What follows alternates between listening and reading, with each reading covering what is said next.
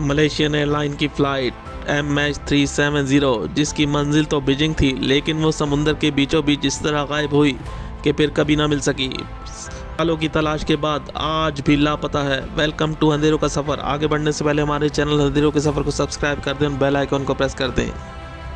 8 मार्च 2014 Malaysian airline की history का सबसे हौलनाक दिन था। जी हाँ, ये थी फ़्लाइट MH370। इस फ़्लाइट MH370 को कोलालमपुर से बीजिंग के लिए जाना था। ये बोइंग 777 एयरक्राफ्ट था और फ्लाइट 370 में 227 पैसेंजर सवार थे और अमले के 12 लोग थे। इस फ्लाइट 370 को 53 साला पायलट जहरी शाह और 27 साला फरीक अब्दुल हमीद थे। 8 मार्च 2014 को ये मलेशिया की फ्लाइट MH370 रात 12:41 पर कोलालमपुर से बीजिंग के लिए उड़ान भरती है। फ्लाइट पुरसकून थी, कोई गड़बड़ मौजूद नहीं थी, सब कुछ पुरसकून था। रात का वक्त था, कुछ पैसेंजर आराम कर रहे थे और ज़्यादातर पैसेंजर चाइना के थे, अपनी मंजिल बीजिंग की तरफ जा रहे थे। 30 मिनट का सफ़र गुजर चुका था जो पुरसकून था।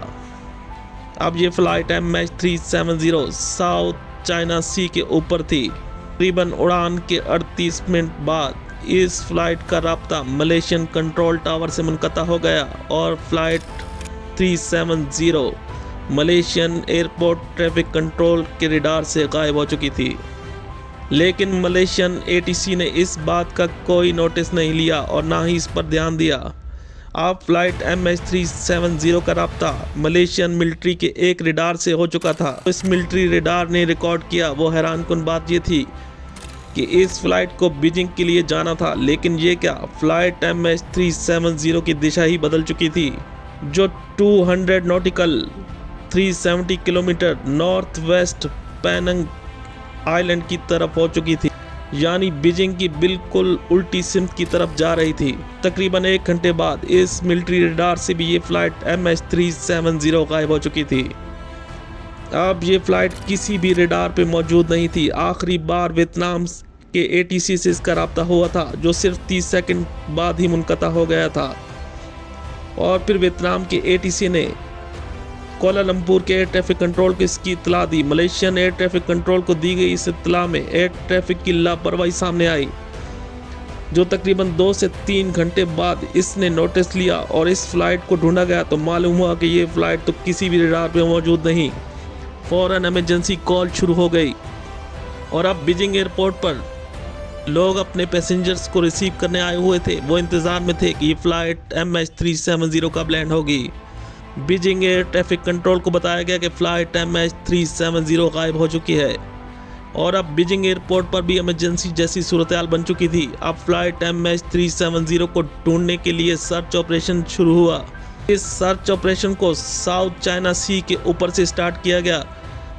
इसके लिए 34 शिप और 27 एयरक्राफ्ट की मदद दी जाती है और अब तक का ये सबसे बड़ा सर्च ऑपरेशन था, लेकिन सब बेकार गया। इस फ्लाइट 370 का कुछ पता ना चल सका।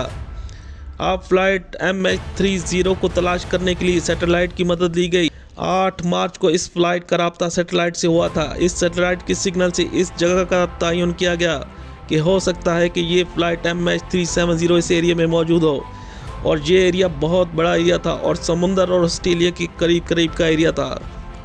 फिर दुनिया का सबसे बड़ा सर्च ऑपरेशन शुरू हुआ, जो दिनों नहीं, हफ्तों नहीं, बल्कि सालों जारी रहा। इसकी लागत अब तक के सबसे बड़े सर्च ऑपरेशन जितनी थी। कई महीनों तक ये सर्च ऑपरेशन जारी रहा, लेकिन कहीं भी कोई सुराग नहीं मिल सका। हकीकत को हर जाविये से देखा गया, लेकिन फ्लाइट MH370 को क्या हुआ, कैसे हुआ, ये सवाल ही रहा। और फिर 2015 में इंडियन ओशियन के करीब एक फ्लैप का हिस्सा मिलता है, जिसके बाद ख्याल किया जाता है कि ये टूटा हुआ फ्लैप इसी फ्लाइट MH370 का ही था, लेकिन ये फ्लाइट आज तक मिसिंग है। कई साल गुजर चुके हैं। इस फ्लाइट MH370 पर पैसा और वक्त दोनों लगे हैं, लेकिन दुनिया में आज तक इतना वक्त किसी सर्च ऑपरेशन को नहीं। इसमें कुल 239 पैसेंजर थे। क्या हुआ, कैसे हुआ, ये तो ये फ्लाइट में बैठे हुए लोग ही बता सकते थे। इस फ्लाइट MH370 के आखिरी वॉइस रिकॉर्ड जो पायलट ने कोलालमपुर के ATC से दौरान प्रवास की थी, इस वॉइस से भी कहीं से जाहिर नहीं हुआ कि जैसे जहाज़ में कोई खराबी या गड़बड़ थी।